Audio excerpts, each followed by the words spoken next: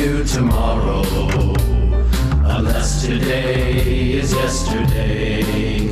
In that case, we will see you now, because tomorrow isn't just another day. Just in case I miss you, now's as good a time as any to dance and sing and sing.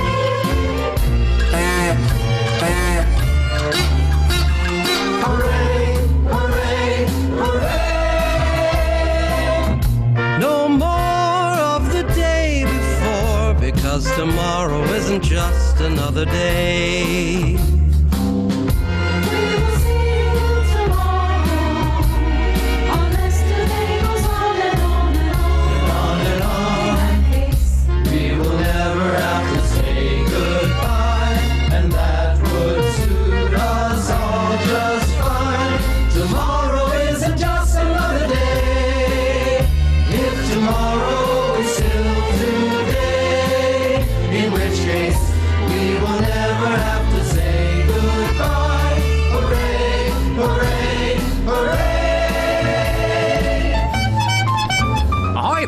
Are you the new beginning I wired for at the surprising denouement? Hey, boss, we've been waiting for you. We gotta hurry if we want to catch that horizon. I'm sure you'll catch something. Jump aboard.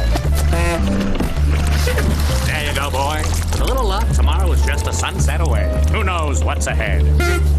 No, that's a foot. No, I don't want your leg. You're looking much more like yourself, that's for sure. Take my advice, friends. Don't marry an existentialist, because that raises questions. Don't marry a classicist, because there's no future in it. Marry a surrealist, because a monkey with a bicycle on its head and Abraham Lincoln with 6 arms.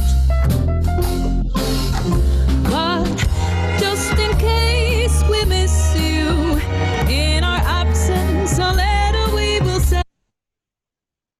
Good evening, everyone, and welcome to the Jewish Arts Collaborative. I'm Joey Barron, Artistic Director of J Arts, and it is my pleasure to welcome you to tonight's presentation. But first, a few announcements. We will be muting microphones tonight, but you are welcome to ask any questions by using the Q&A folder, which is located on your Zoom control panel.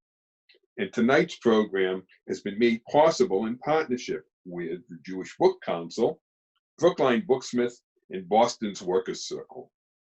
And now, on with the show. Josh Frank is an author, playwright, and owner of a mini drive-in theater in Austin, Texas. He spent 5 years researching and adapting the surreal, zany, and true story to a graphic novel format, and even produced an accompanying soundtrack. But it will be far more interesting to have him tell you all about it. So please join me in welcoming Josh Frank. Happy to be here.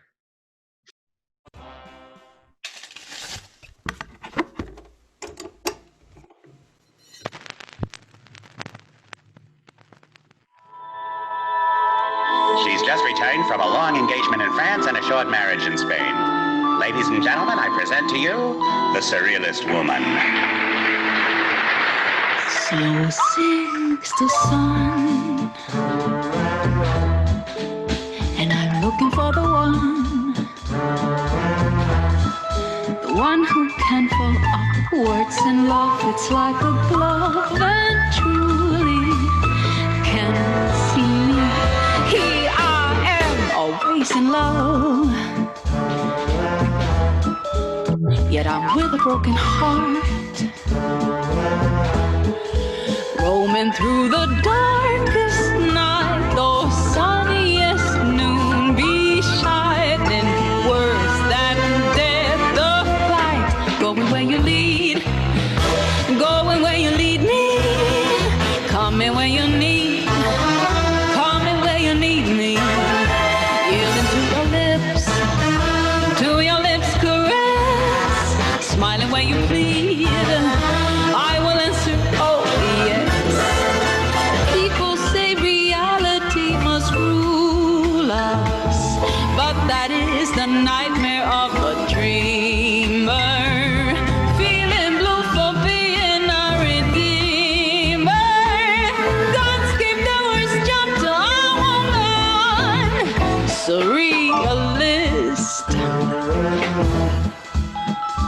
doing it alone. No, no, no, I grab my lobster phone Hello? to bring the only one to me. Oh, it's you. What can I do for you today, dear?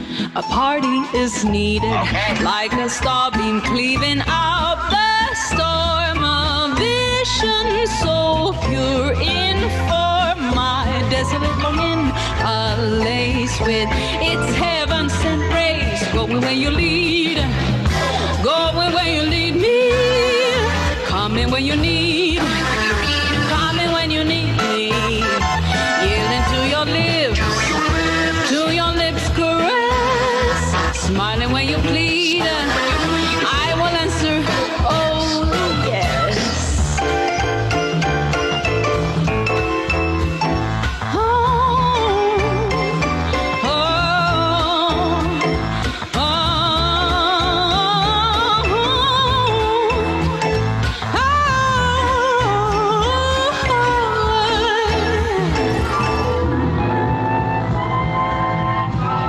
What man can dream, I can create.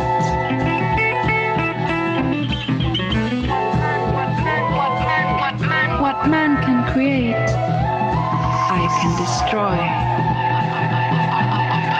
I am the muse who unbinds the madness. I am the mother who births the monsters.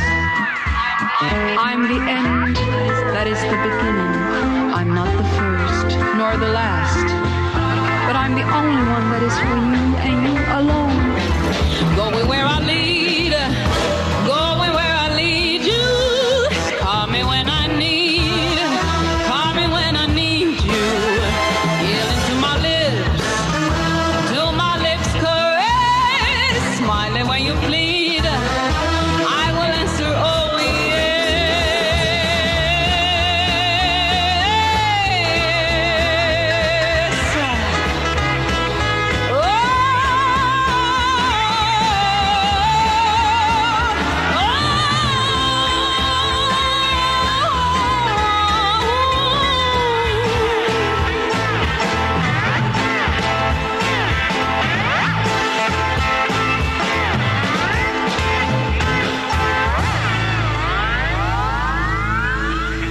Oh, I love a good song.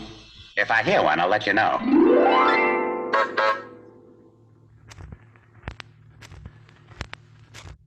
Man, wow. So it's so cool to see that again. It feels like a century since we did this all. 'Cause so much has happened in the world. But it was just like a year ago. It's so wonderful to see that again. I'm Josh Frank, and I'm the author, creator of the graphic novel Giraffes on Horseback Salad. It was my idea to hunt down this lost story and adapt it into what it could have been. But watching this video, which was sort of an offshoot of the overall project, it humbles me in a huge way and just reminds me how many people, how many incredibly creative people were involved in bringing this project to life. And it's actually very sort of a fitting project and story and moment to talk about it, because before everything became about doing things online and not being able to be in the same place and still having to get things done, we did that with Giraffes on Horseback Salad, actually. I, had the idea, but my illustrator, Manuela, she lives in Barcelona, Spain, and a number of other amazing writers, comedians, authors, invested their time. Tim Heidecker in Los Angeles helped with the jokes, as well as Noah, Quinn, all these people helped me bring this to life in one way or another. And then after after it was written, then we did the music, and then there was this amazing band in in Finland called Pepe Deluxe, who I was a huge fan of, and I asked them if they wanted to do a theme song, and they went off and made this theme song that you just heard, and then their friends did the music video, and it's just quite a testament to art and creativity and how you can work together and not be together. And I think that that's actually in this moment, it's quite the theme to be able to talk about and celebrate. But a year ago, before we had to do it that way, that's how we put this together. And I'm really excited to be here today to share with you a little bit of the adventure in finding and bringing. Oh, my lobster phone. I'm sorry. I thought I put the lobster phone on hold. Let me see what's going on here. Hello. No, I'm sorry. I can't talk right now. I'm doing this Jewish book festival. No, I'm sorry, Harpo. No, sorry. No. 4 honks to you as well. Sorry about that. Anyway, we won't have any more interruptions, I promise. So, do you like my lobster phone? I took it with me on all my book tours, so I thought I should have it here tonight. So, however many years ago it was, I think we're going on 8 now, I had finished my 3rd book, and which I had co-written with Black Francis from the band The Pixies. Before I became a director and producer of Marx Brothers movies, I was doing a lot of lost histories. And I've always been fascinated with sort of the history below the history, finding these really special layers of history, pulling them off and seeing what maybe was the real history behind the history that we know. So I started with my favorite rock band, which was my first book about the band The Pixies. And then my second book was about an amazing artist named Peter Ivers, who really kind of was the forefront of the world of music videos, music television. And I was friends with David Lynch and Devo. And anyway, my 3rd book was a collaboration with Black Francis, and he had this idea to sort of take sort of this super, very deep cut history idea and make a movie. And I thought we should start it as a graphic novel, and that's how I got into graphic novels. And doing this graphic novel with Black Francis, I realized that when you bring an illustrator on, it's really like having a cinematographer. And since I come from a film background, I was really fascinated with how far you could take that, how you could take the format of a graphic novel and sort of make movies that never could have been made otherwise. And so for my 4th book, I started looking for like the greatest unmade movie of all time. And so I went through all these lists online about 7-8 years ago. And there's lists, you can find them. There's lists of all these great unmade movies, the top 50 best, greatest unmade movies of all time. And every amazing filmmaker has one. Werner Herzog, Scorsese, Spielberg, they all have this one sort of mythical movie they never got to make. Well, on all these lists was Giraffes on Horseback Salad, a movie that Salvador Dali wanted to make, starring the Marx Brothers. And I saw this on a number of the lists. I had actually never heard about it, even though I was a Marx Brothers fan since I was like 8 years old growing up in Houston, Texas. I was that 8-year-old that didn't dress up as Freddy Krueger in the 80s. I dressed up as Harpo, and everyone just sort of thought I was sort of like a clown that couldn't afford face paint. But I thought I was the coolest kid on Halloween because I was Harpo Marx. My friends would be Groucho and Chico. But I was really fascinated by this, but I couldn't find anything else about this lost, unmade mythical movie online.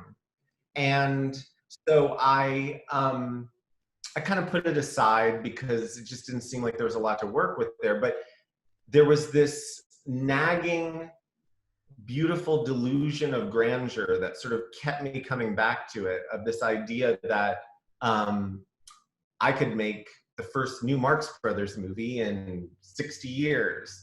I could relaunch the stories of the Marx Brothers. I could adapt and finish an unmade Salvador Dali movie and work with Salvador Dali through time itself.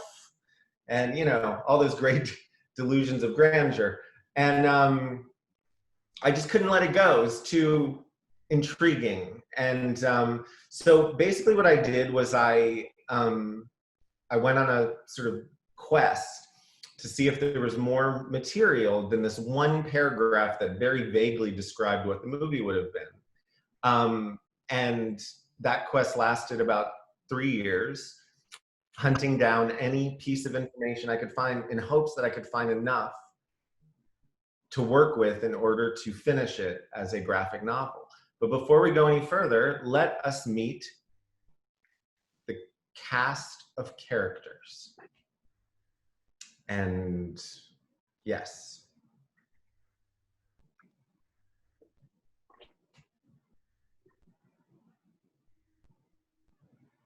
And now I want you to meet the sweetest little thing in the whole wide world.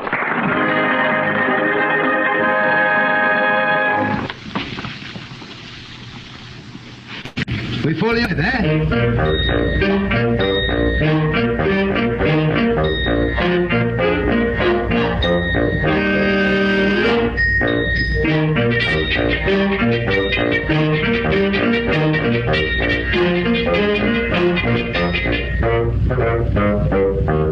The gate swung open and a big Newton ended. How do you do?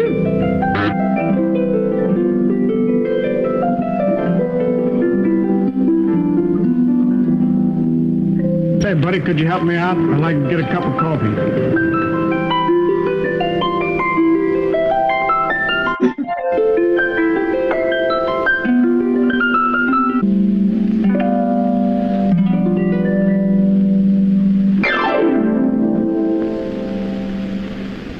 One of the most colorful people I know.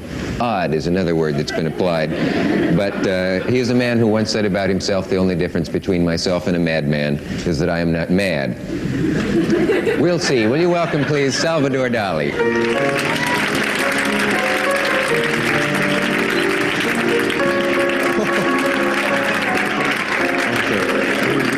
How do you do?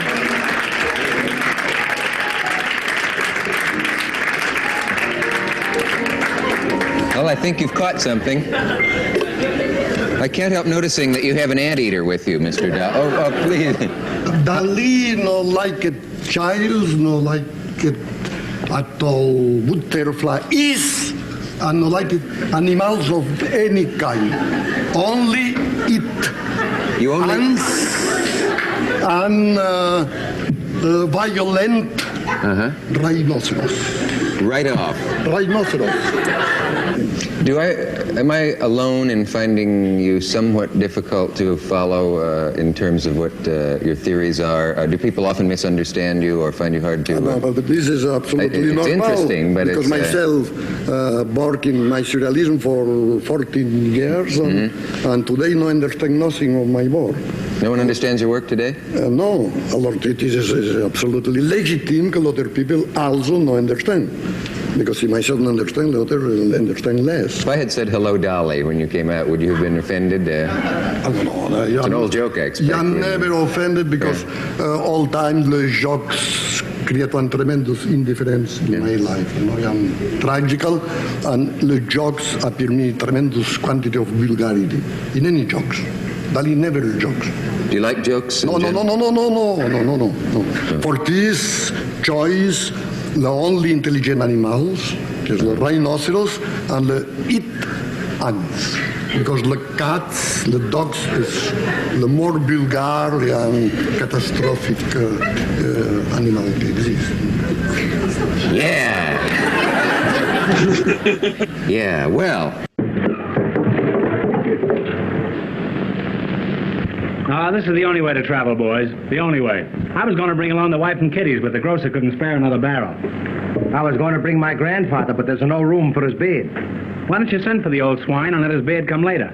I sent for his beard. You did? Yeah, it's coming by hair mail. Either he's dead or my watch has stopped. Wait. Hey! Don't throw that. That's only for long distance. All right. Come on, let's go. What's the matter? Then what do you want? Would you like a suite on the 3rd floor? No, I'll take a Pollock in the basement. Well, you'll have to take that up with the commissary department. That's an entirely different proposition, and I can... Here you are. Let me help you here. I'm sorry. The afternoon mail isn't in yet.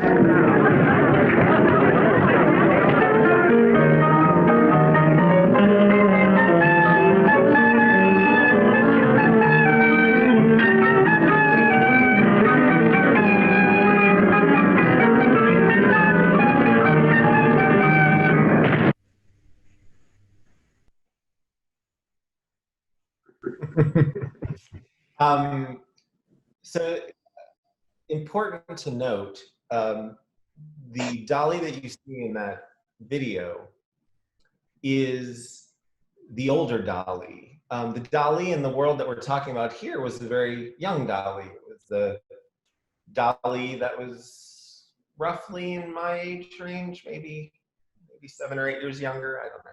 But it was a young Dali. It was a Dali that did not have that same air and confidence. I think maybe on the outside he still had it, but on the inside, during this time period, it was a very troubling time for him, you know, because he had been thrown out of his own movement, the surrealist movement. He was a refugee from his country. He really didn't have a home. He was wandering around the world, really. And he had created the Persistence of Memory, and it was a big hit, but he wondered, is that it for me? And I think that's something we can all relate to. Like, did we hit our peak and that's it? What's next? Is it all over? And he was in this very interesting spot at this time in his life where our story begins. And I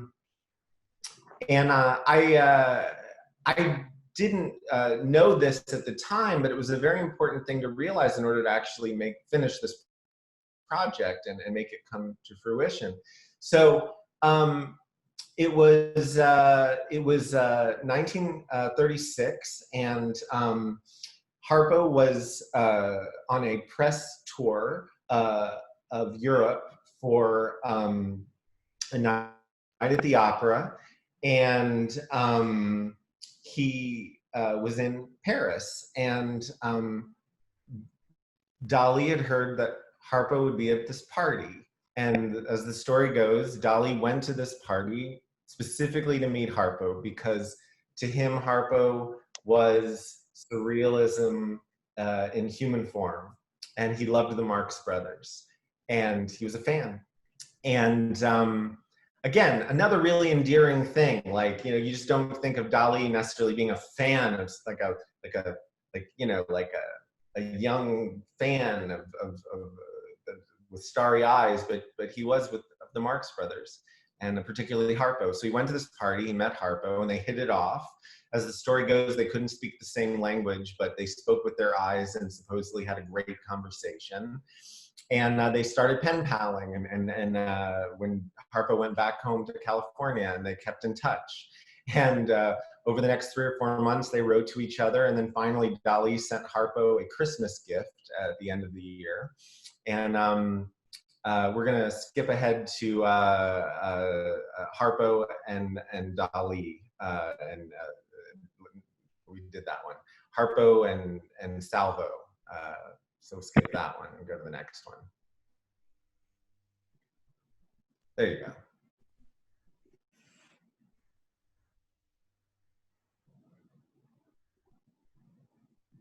So they met at this party, and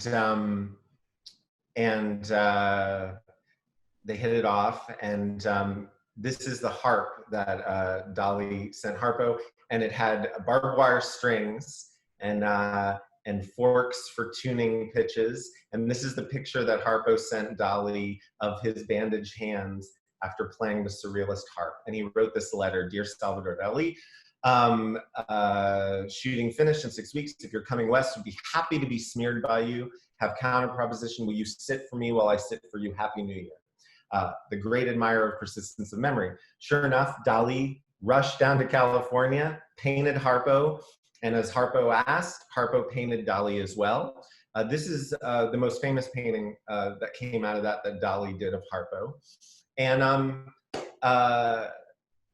one of the big amazing discoveries of this project was that Harpo was also a painter, and he took it very seriously. And so Harpo did actually paint Dali as well, and that's one of the reasons he was so fascinated with Dali's interest in him, is that Harpo painted as well. That last image of the burning giraffes, so this is when the burning giraffes are a huge motif in Giraffes on Horseback Salad, and this is where Dali got this grand idea when visiting with Harpo to write the greatest Hollywood movie ever made, the first Hollywood surrealist movie, starring the Marx Brothers. And so and Harpo encouraged him.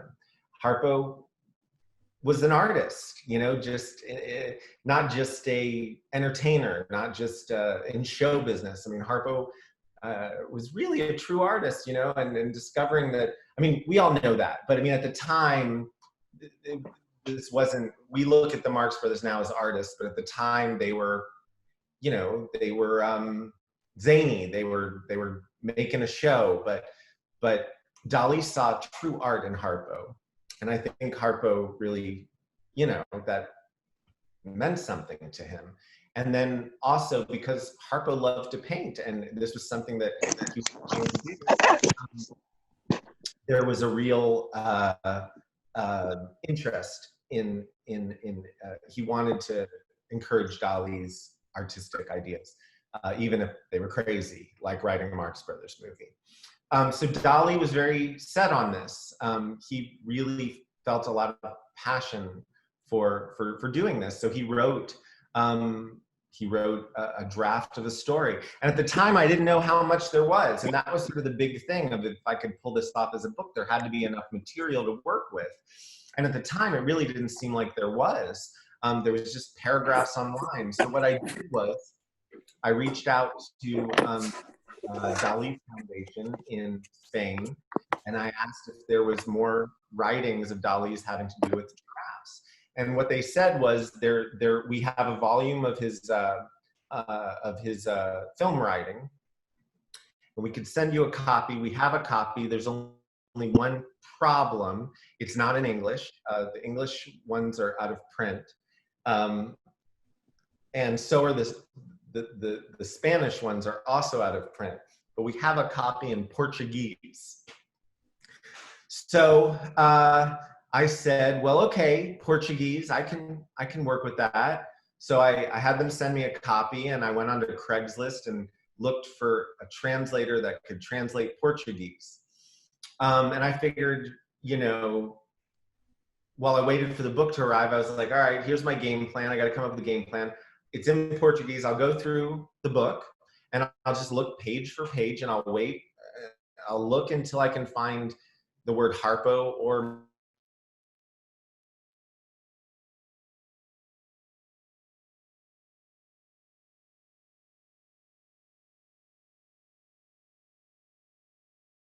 later, when I got to page 875, there was the word Harpo. So I knew there was something about it in the book. So I found someone that could translate Portuguese, and I had the 20 pages around where I saw Harpo translated. And next thing I knew, I actually had 10 pages of more sort of storyline and ideas for Giraffes on Horseback Salad. It was very exciting. It was more than anyone else had seen. But it still wasn't enough. But by then I was hooked. I was like, oh, there's stuff here. There's you know, I'm not going to give up now. So I went back to the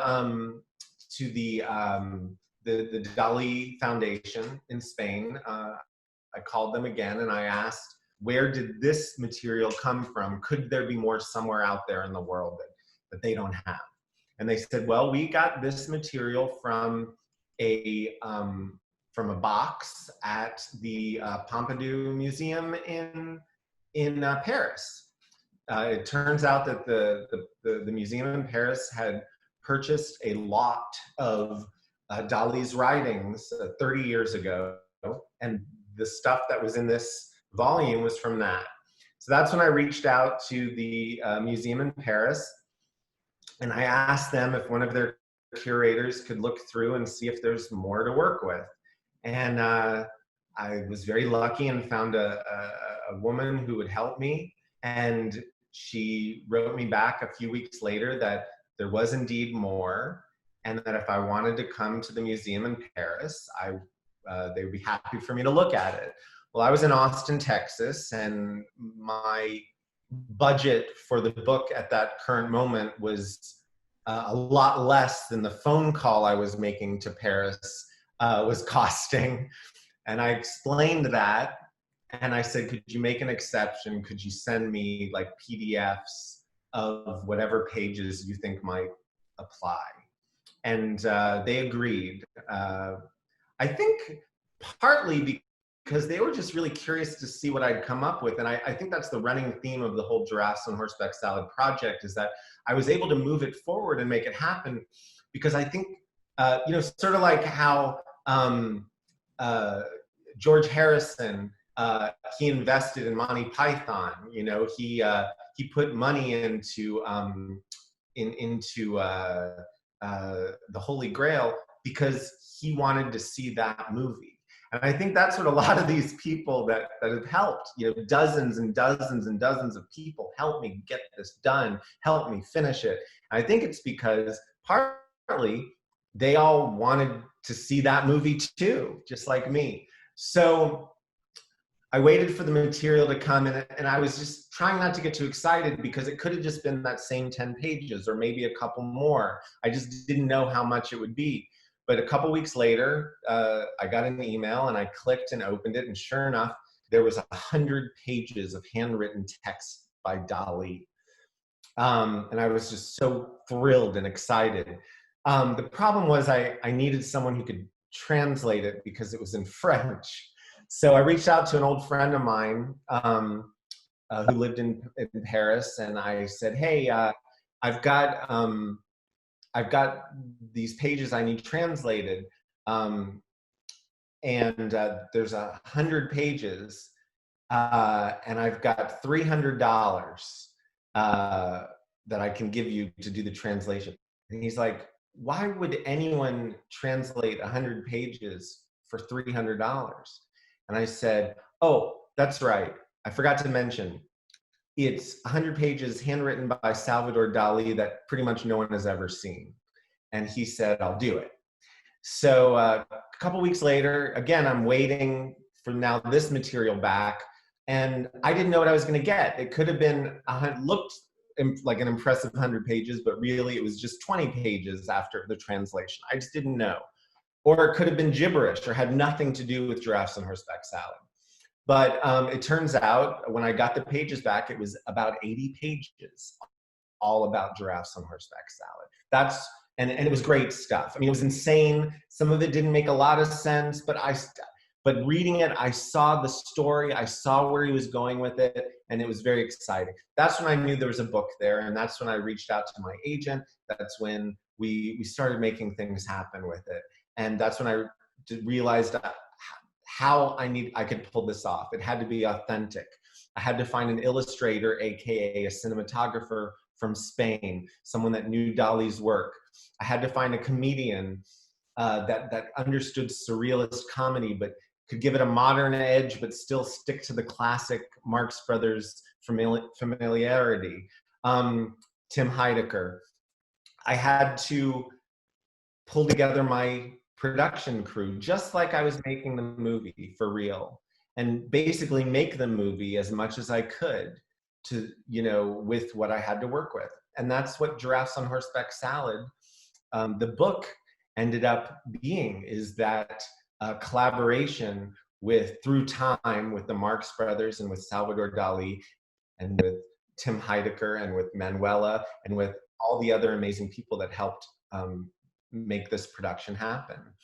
And the big hurdle for me as a writer when writing it was, there was the DNA of the whole story and the characters were there, but sort of what it was really about was what was going to fill in those holes that were missing in his story. So I needed to figure out really what he really was trying to say as an artist. I know that kind of in some ways defeats the purpose of surrealism. So in order to, again, be authentic, I realized that I couldn't just make Dali's Giraffes on Horseback Salad. I also had to make whatever it would have become had the Marx Brothers actually made it. So that's when I brought Irving Thalberg back to life, because he was their great producer, the great head of the studio that really would have championed this and championed some of their great movies. So what would Thalberg do? That was my thought. And that's when I looked deeper into what the story that Dali had created, what it could actually be for a wider audience. And what hit me was that there really was an important story that Dali was telling, even if he didn't know it at the time. But by digging into his past, into his history, into where he was at that point in his life, this was really the story of the challenge of an artist coming to terms with reality versus his fantasy world, versus what his dreams are, and his dreams being fought down by the reality of the world. And I thought that was a really powerful, great story that that really the Marx Brothers would be perfect for telling. And so I filled in the cracks in the story with this idea that really this is a story that's based on Dali's life, where he was at that point in his life, and his own struggle, the struggle of art versus you know, your feet on the ground, logical thinking. And so that's where the protagonists and their storyline really came from. One of the other amazing things that I discovered in this journey was that, you know, as I said, Harpo was a painter. And when I was invited to Harpo's son's house, Bill Marx, to show him the first pages of the book, to get his sort of seal of approval, I walked into his house and I expected to see, you know, Marx Brothers paraphernalia everywhere. Well, I didn't. There was just these very classic paintings, but there were like dozens and dozens of them, and it appeared they were from the same person, even though they were all kind of different. And I asked, who did all these paintings? And he said, well, my dad did. And that's when I discovered that Harpo took painting quite seriously. And again, this was this other very revealing aspect that actually had a profound effect on the end results of the book. And now we'll roll 8, and I'm going to show you some of Harpo's work, which not a lot of people have gotten to see.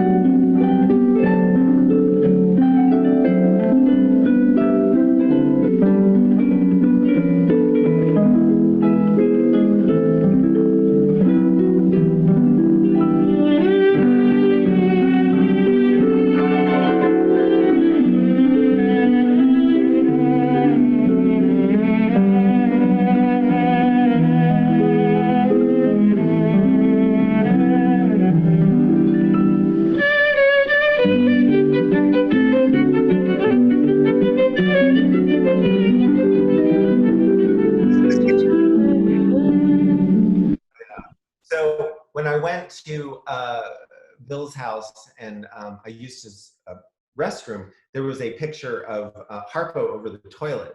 And I thought that was kind of fascinating. And so I walked out of the bathroom. I said, is there a specific reason you have Harpo playing the harp over the toilet in the bathroom so prominently? And he said, we just felt that Harpo should see who pees in our house, And it turns out that if you're a real fan of Harpo, you have a picture of Harpo playing the harp over your toilet. Because since then, there's been a couple of other big Marx Brothers fans' homes that I've been to, and they have that in the same place. I tried to put one above my toilet, but my wife took it down very quickly. So Harpo painted, and that was an amazing discovery when doing the book. So after I realized I had all of this great material to work with, that's when we went to work on putting it together, and we really went into production just like we were making a movie. And let's go on to number 9. Let's move on to. And there's now we've so this is how we made. We took Dali's work and turned it into the movie.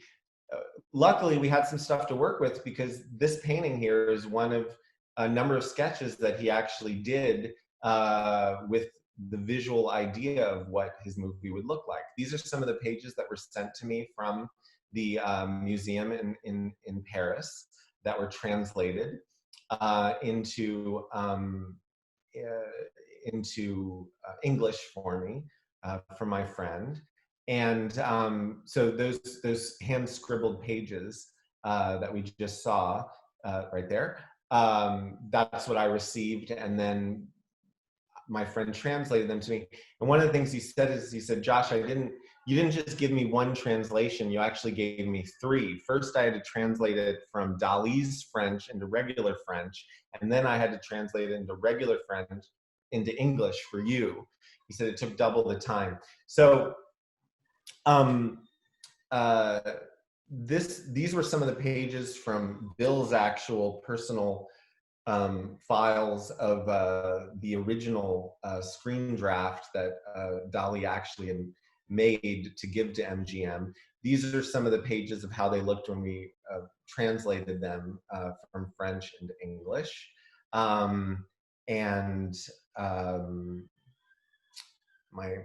translator did an amazing job of translating all that. And then what I did was I basically took all of that and adapted it just like I would into a screenplay.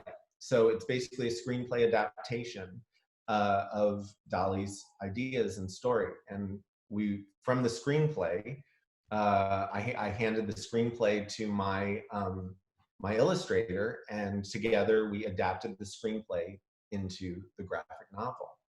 And then you can play this one. And then the next thing was writing the jokes.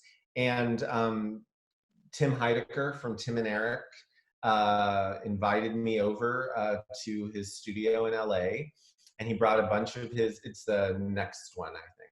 And invited a number of his favorite funny people over to this writer's room. And we all sat with the script in the background. You see the script there in the background on the wall. And we came up with the additional Marx Brothers jokes. Because in Dali's notes, he didn't write Marx Brothers jokes. He was not a Marx Brothers joke writer. He expected them to do it. Well, we never got to that point. So in his draft, I'm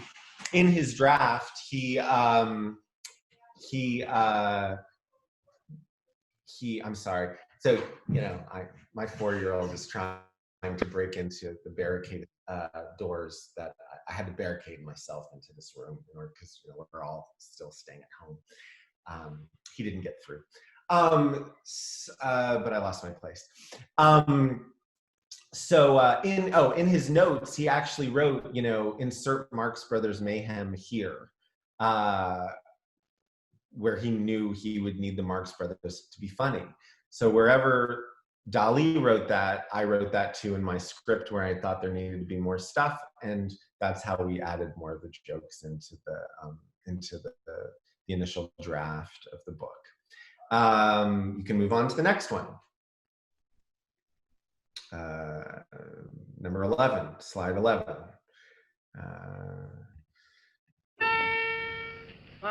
12. I have to say, no, it's 11. It would be 11. Wait, whatever it is, It's 11.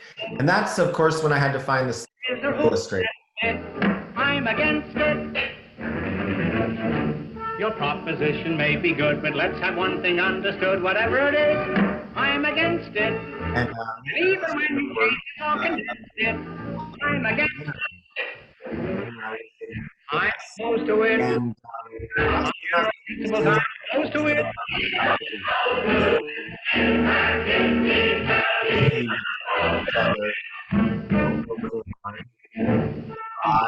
My son was born, I used to yell when I was born. I'm against it. And I've kept yelling since I first commenced it. I'm against it. And her work is amazing. I'm so grateful that I was able to find her. And then we put the whole thing together, and that's how we did Giraffes on Horseback Salad. But you know, the funny thing is that once we finished writing it, there was like a 10-month period while they had to prep it at the publisher before it came out, and that's when I brought on my old friend who's a musician, Quinn Arbeitman, who I said, would you like to write a score for an unmade Marx Brothers movie? Because I just thought, well, we've gotten this far, why don't we finish it? Because every Marx Brothers movie has songs, and we baked 5 or 6 songs into the book anyway. And so Quinn said that he was up for it, and I said, great, I've got $300. Is that? I thought he was just gonna do like a little piano thing, like a little demo of each song. I could post them on our website. And sure enough, astoundingly, only 2 weeks later, he sent me demos of all the songs on a piano. And I said, these are beautiful, these are amazing. He took the lyrics in the book and put them to music. And I said, thank you so much, I'll post these to our website. He said, oh, no, these are just the demos. We're going into the studio next week with a full orchestra and 30-piece chorus. I said, what are you talking about? How are you doing that? He said, Josh, you've given me the opportunity to record an entire soundtrack for a Marx Brothers movie. I'm not going to miss my shot. So he did. They recorded an entire soundtrack in Japan, where he lives. Again, going with this theme of like artists working together from around the world, because it's the only way that they could under the circumstances. And so all together, we all did this book, and we did this soundtrack, and I'm here talking to you about it right now. And I'm just so grateful that I got to have the experience, and I'm so grateful that I got to share it with you here today. So thank you. Thank you, Josh. Just to remind people, if you have questions, please include them in the Q&A file. And I have a couple. So I'm wondering, can you give us a sense of the plot line of the movie? The plot line? Yeah. Well, first of all, can you see me? Because like I just lost. See you. Yeah. Okay. I can see you. I just lost everybody. I can't see me or anybody else now. It's weird. So anyway, as long as you can see me, that's all that matters. So the plot line is basically about this surrealist woman who is this mysterious woman that throws these incredible parties, and she's sort of it's said that she can create whatever her fantasies or dreams are. She can conjure them into the real world. And the story focuses on this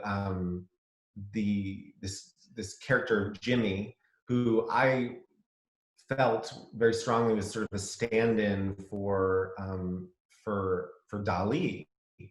And Jimmy sort of has his feet on the ground. He's a businessman.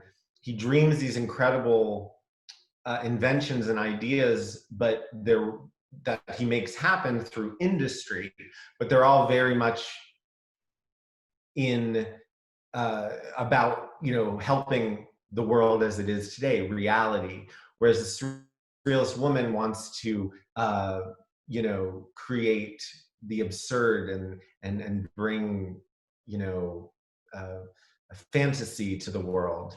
And it's sort of about this, it's a love story about them coming together and the conflict and how the world sort of reacts when the surrealist woman's dreams and fantasies sort of take over the whole world because she's in love. Now they can all be released. So yeah, it's this real sort of strange, absurd and fantastical story. And it's basically sort of a fairy tale, a love story and a fairy tale is what it is. I know, you spoke a lot about your love for the Marx Brothers growing up. Did you know about Dali before the show?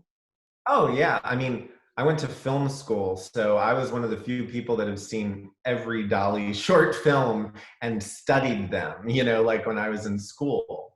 So I had to write about him, and for some reason, as one of my electives in college, I took a surrealist poetry class that was all about, the great surrealists. And it was the one class that I almost failed because it was like a real literature class, as opposed to a film class, which, not that film class is easy, but I was good at that. But yeah, so I was very familiar. I can't say and I appreciated him, and I knew, he was Andy Warhol before there was Andy Warhol, but now I appreciate him on a whole different level. Okay, we have a couple audience questions. I assume you can buy the book. How does one hear the music? Great question. Both are available on Amazon. The music is also available on iTunes, and it's also, I believe, available on most streaming services that people have memberships to, I think Spotify and those other things. We made sure it was very accessible. But you can either buy it or you can stream it. And there's two different questions about, have you ever thought about having the film animated? Oh yeah. If there's any big Hollywood producers out there right now watching this, the rights are currently available. They could go at any time. So don't wait. Our phone lines are open and standing by, operators. I think it'll happen someday. I'm not in a hurry. I know that someday a filmmaker with the means will discover the book, will discover the story, and someone will be passionate about it and want to do it. What's interesting though is it's really the perfect movie to make now, because unlike other movies where lots of people have to be together in the same place, you could actually make this, from lots of different parts of the world with people at their own computers doing the work. So it's probably the perfect time to make Giraffes and Horseback Salad into a movie. So hopefully that'll happen someday. Okay, there's a handful of other questions. One I have to ask you because it comes from Rufus T. Firefly. Of course. Do we know what Chico, Groucho, and Harpo thought of the drafts? Yes. Groucho famously said, it won't play. That was his response.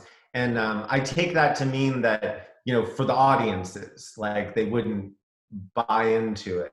And he was, you know, he was not wrong, you know, like again, in that time, the Marx Brothers were the zany comic entertainers. It wasn't this sort of high art. It wasn't this like deep thought or you know, it was years later, you know, when the Marx Brothers resurgence that all of the sort of hipsters and deep thinkers realized that the Marx Brothers were like the coolest, you know,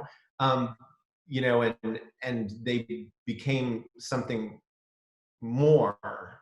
And so at that time, it wouldn't have played, but you know, like any great person ahead of their time, Dali knew that someday it would play. And he hoped, he dreamed and desired it to play then, because he was ready for it, you know? He was ready for that then.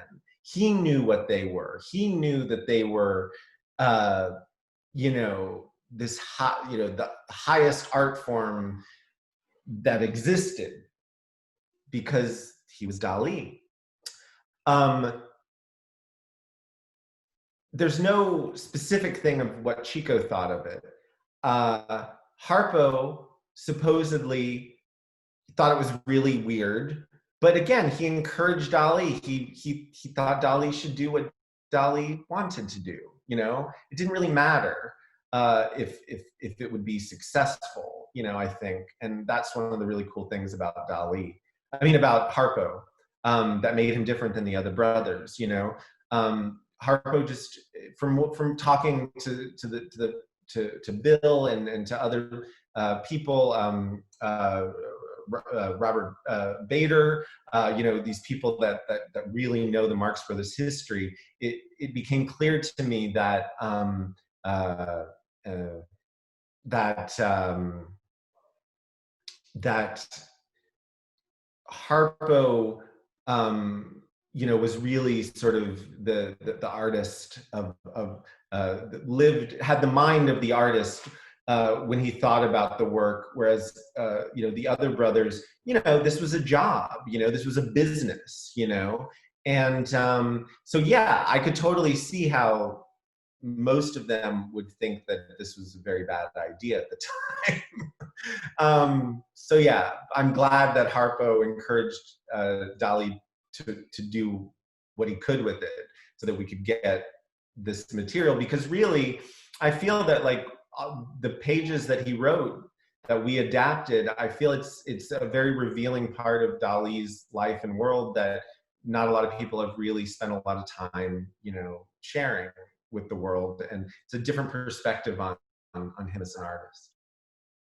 Okay. And the last question, the last question from the crowd, and one more from me. From the crowd, with your background in film, people wanted to know if you're working in film or what kind of films you've done on your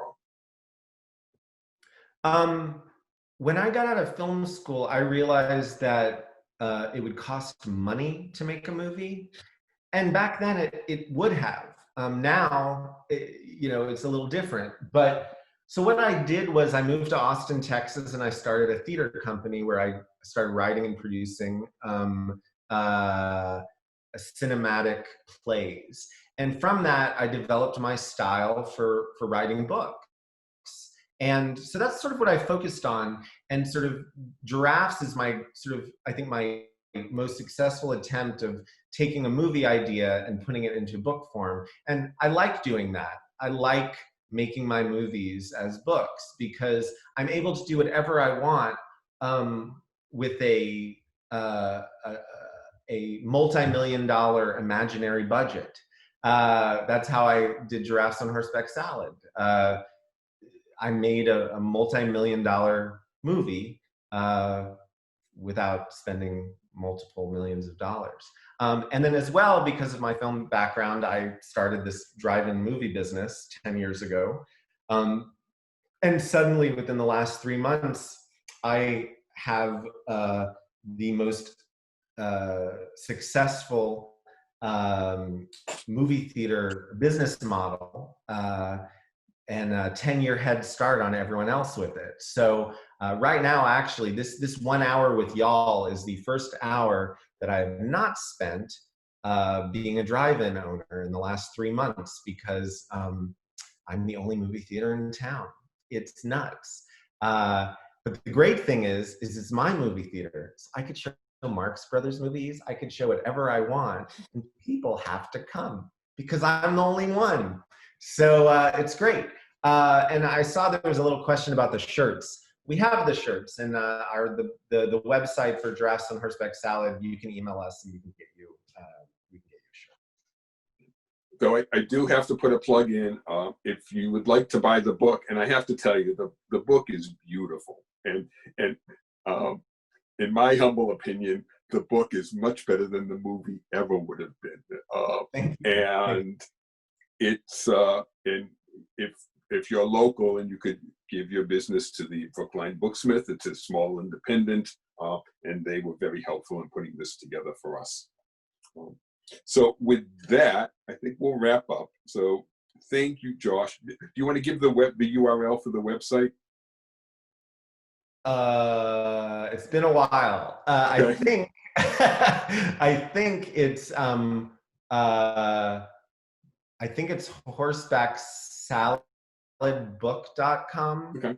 I'm pretty sure that's what it is. You can always just Google Josh Frank Giraffes on Horseback Salad, and it probably will come up there. But yeah. And if you Google Horseback Salad, you really end up on this site. There's not a lot of other Google references to it. Not a lot. Yeah. So, Josh, I want to thank you. I know this has been rescheduled. That you were willing to work with us on the Zoom format was really fabulous. And it's really a fascinating story. For everybody out there, our next virtual events will take place next Monday at noon, when artist Rachel Harriman discusses her work and offers us a tour of her studio. And next Tuesday at 7 p.m., Hankus Netsky, composer, performer, and cornerstone of the revival of klezmer music, will be doing a mini concert and conversation as well. Given how important arts and culture have been in these unusual times, please consider donating to J-Arts so we can continue to bring the best of Jewish culture to you.